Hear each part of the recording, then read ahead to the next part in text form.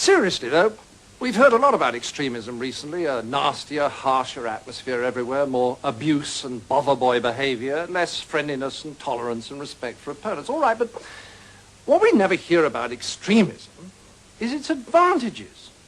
Well, the biggest advantage of extremism is that it makes you feel good because it provides you with enemies. Let me explain.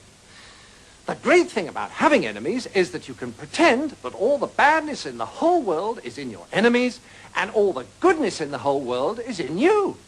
Attractive, isn't it?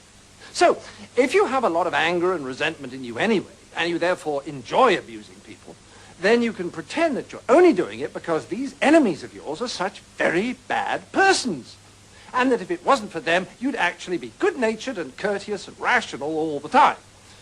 So, if you want to feel good, become an extremist. Okay, now you have a choice. If you join the hard left, they'll give you their list of authorized enemies.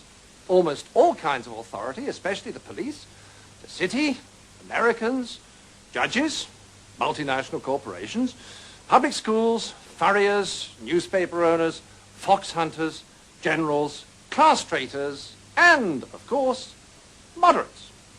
Or, if you'd rather be an extremist on the hard right, no problem, fine, you still get a lovely list of enemies, only they're different ones.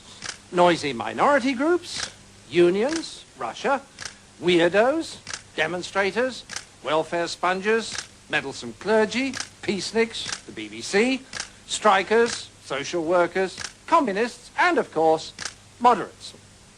And upstart actors. Now, once you're armed with one of these super lists of enemies, you can be as nasty as you like and yet feel your behaviors morally justified. So you can strut around abusing people and telling them you could eat them for breakfast and still think of yourself as a champion of the truth, a fighter for the greater good, and not the rather sad paranoid schizoid that you really are.